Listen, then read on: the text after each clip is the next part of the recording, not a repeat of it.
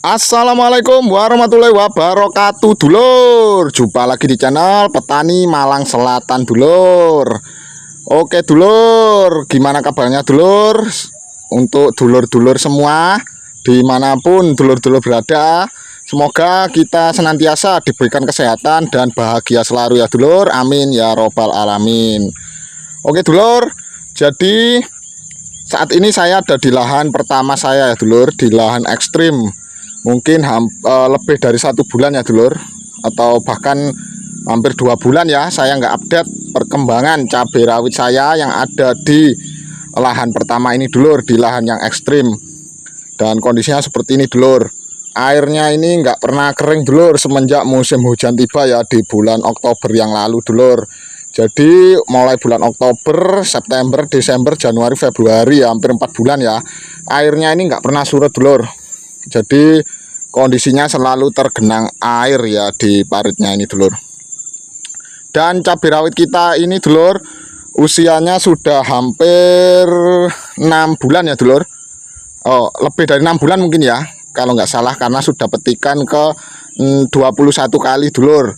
Jadi menurut saya, walaupun kondisi tanamannya daunnya kecil-kecil seperti ini dulur, dan mulai menguning ya, ini mulai kena bule, tapi menurut saya ini sudah cukup bagus dulur, mengingat kondisi tanaman lingkungannya atau tanahnya seperti ini dulur, sangat ekstrim dulur.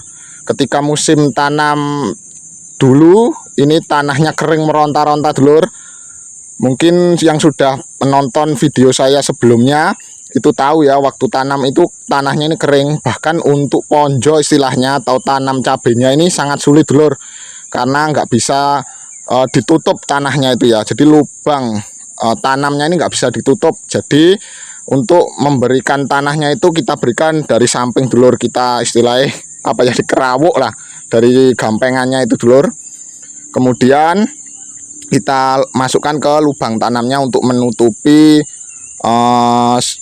tanaman yang sudah kita ponjo lah istilahnya.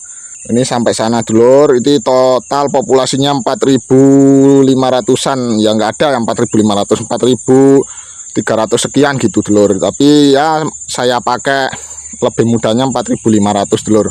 Tapi ini sebenarnya nggak bareng ya dulur, antara kan ini ada 2 petak. Jadi petakan ini dengan yang sana itu nggak bareng dulur sebenarnya ya. Tapi sekarang sudah sama-sama pemetikan semua dulur. Ini ya. Jadi memang resiko tanam di lahan di kondisi tanah yang selalu basah ya seperti ini dulur. Rumputnya ini sangat cepat untuk tumbuh, jadi agak lelah kita ya untuk melakukan penyiangannya. Ini bahkan ini masih saya biarkan lagi dulur, karena baru semingguan dulur ini sudah disiangi sampai bersih. Tapi ya sekarang udah tumbuh lagi. Ini mau disemprot juga bingung dulur, karena apa? Mau disemprot bawahnya juga basah ya, karena ada airnya, nanti takutnya nggak manjur ya, nanti daripada buang-buang tenaga. Jadi saya biarkan nggak semprot lah, nanti kita lakukan penyiangan lagi aja gitu. Nah ini sebagian, ada beberapa tanaman yang mengalami busuk ranting dulur, akhirnya daunnya banyak yang rontok, termasuk buahnya juga dulur. Ini ya nggak banyak ya, tapi ya masih, kalau yang batangnya masih hijau ini bisa dikembalikan lagi kondisinya dulur, tapi kalau yang udah coklat ini nggak bisa ya dulur. Kalau yang masih hijau seperti ini dia pasti bakal bawa terubusan yang baru dulur. Nah ini kondisi cabai rawit kita dari dekat dulur. Sebenarnya untuk pembuahannya masih lumayan ya dulur, untuk cabai yang sudah 21 kali dilakukan pemetikan. Dan kondisinya tanahnya seperti ini, 1 lutut dulur airnya ya. Jadi menurut saya ini sudah cukup bagus ya dulur, untuk kondisi tanah yang seperti ini. Berbeda dengan tanaman kita yang ada di lahan yang kedua dulur. Di lahan yang kedua itu kan lahannya kering ya, berpasir, agak berpasir gitu ya, jadi selalu kering. Itu kondisi daunannya masih bisa melebar lah ya, walaupun memang saya lebih suka itu kondisi daunnya ini daunnya ini enggak terlalu lebar ya, karena tanaman itu dulur kalau mau lebat daunnya ini jangan lebar-lebar Kalau daunnya lebar itu biasanya buahnya sedikit, karena selama pemupukan perawatannya ya, penyepraian, pemupukan kocor itu biasanya itu kebanyakan unsur nitrogennya, jadi daunnya melebar. Sedangkan tanaman saya ini ketika sudah mulai berbunga itu dulur, itu yang saya berikan itu pupuk fosfat sama kalium. Jadi yang saya fokuskan di dua unsur itu dulur, untuk memberikan perangsang pada pembungaannya supaya bunganya lebat gitu. Jadi untuk daun walaupun kecil-kecil nggak masalah dulur, karena kita yang panen kan bukan daunnya ya. Sebenarnya tanaman kita ini perlu melakukan pemupukan dulur. Nanti setelah kita melakukan penyepraian langsung saya pupuk juga dulur. Ini terlihat dari kondisi dedaunannya yang mulai menguning ya keseluruhannya ya. Ya menguning bukan cuma karena bule ya dulur, tapi juga kekurangan pupuk istilahnya. Nah ini bahkan banyak yang nggak kuat dulur tanamannya ini dulur. Ya, ranting-rantingnya ini bisa dilihat sendiri ya dulur. Ini sekitar 10 hari nggak kita lakukan penyempraian dulur, karena kesibukan saya ya. Nah ini dulur, bahkan sampai perantingan kecil ini udah meleot dulur, nggak kuat ini bawa buahnya. Ini sudah petikan ke-21 kali, tapi pembungaannya masih terus tumbuh dulur, walaupun tanamannya terkena bule. Nah bisa dilihat sendiri ya dulur, pembungaannya terus tumbuh. Jadi tanaman ini tuh walaupun terserang berbagai penyakit, tapi pembuahannya masih cukup optimal ya dulur, alhamdulillah. Jadi dulur, kegiatan saya hari ini saya akan melakukan penyempraian pada tanaman untuk mengembalikan kondisi daunnya ini supaya kembali sehat, kembali mengeluarkan trubus-trubus yang baru. Karena kemarin ada yang banyak yang rontok daunnya dulur, jadi perlu kita berikan perangsang lagi supaya daunnya ini kembali trubus dan bawa bunga dulur. Kemudian nanti saya juga akan memberikan nutrisi untuk pelebat buahnya dulur sama perangsang pembungaan dulur. Nah jadi seperti itu dulur. Untuk obat-obatnya langsung saja kita lihat bareng-bareng ya dulur. Oke dulur, jadi ini adalah bahan-bahan yang akan saya gunakan pada penyempraian kali ini dulur. Penyempraian setelah pemetikan yang ke-21 kali dulur. Jadi saya review dulu ya dulur. Mulai dari nutrisinya dulur. Jadi nutrisi yang pertama ini saya pakai Maxigro. Ini pupuk daun NPK dulur. Kandungannya itu nitrogennya 15%, fosfatnya 30%, dan kaliumnya 25%.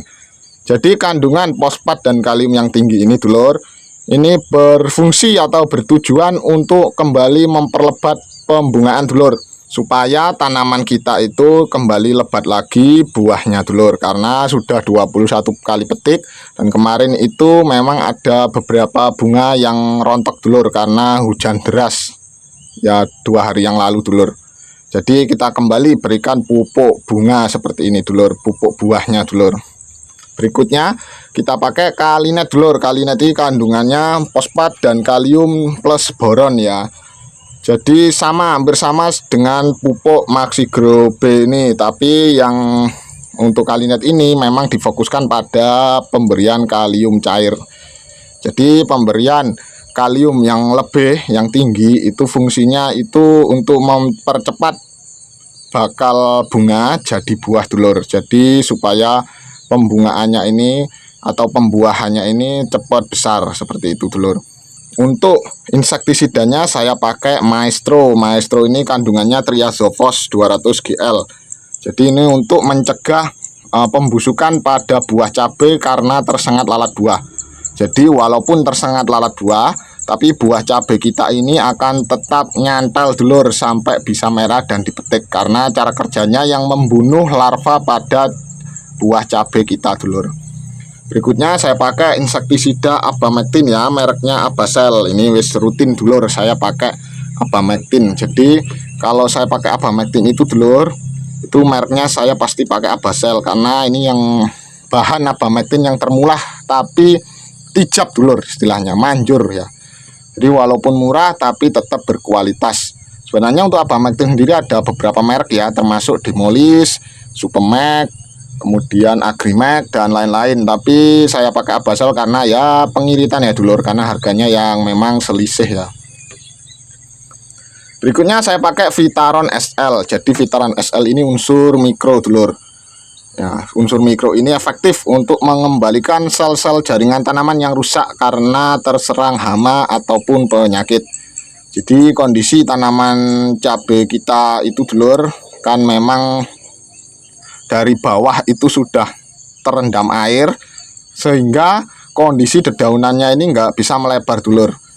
Ya mungkin karena efek itu atau karena penyakit gemininya. Jadi untuk mengantisipasinya saya berikan unsur mikro dulur. Barangkali bisa memperbaiki sel-sel jaringan yang rusak sehingga nanti daunannya ini kembali melebar dulur dan kembali memunculkan trubus-trubus daun yang baru, karena sebagian besar tanaman juga mengalami kerontokan daun dulur. Berikutnya saya pakai Fuchsia. Jadi Fuchsia ini ZBT Paclobutrazol. Jadi pemberian Fuchsia ini sebaiknya harus terukur ya dulur, jangan asal-asalan. Contoh pemberian yang terbaik itu di usia 70 sampai 80 hari, itu pemberian yang pertama dulur. Dan selebihnya ketika ZPT Paclobutrazol ini sudah diberikan, ini kan efeknya akan memberikan pembungaan yang sangat lebat, tetapi daunnya nanti resikonya akan mengecil.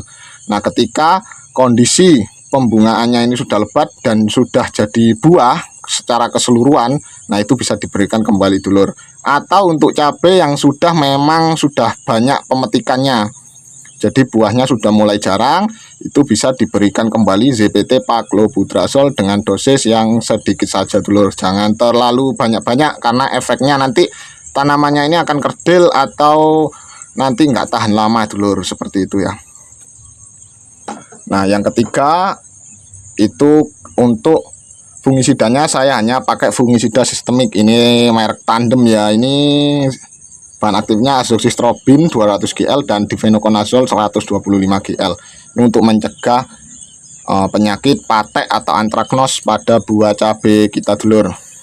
Nah jadi ini dulur 7 bahan yang kita pakai pada penyepraian kali ini. Untuk dosisnya Maxigrow B ini 2 sendok makan. Kalinetnya ini saya pakai 3 tutup botol atau 30 ml. Maestronya 1 sendok atau 15 ml. Abaselnya 1 sendok atau 15 ml. Vitaron SL nya 1 tutup ini dulur, ini biasanya 30 ml. Kemudian Fuchsianya 1 sendok atau 15 ml, dan tandemnya juga 1 sendok atau 15 ml ini. Jadi ini dosis untuk tangki 16 liter dulur. Jadi seperti itu ya dulur. Jadi langsung saja kita ke penyepraiannya dulur.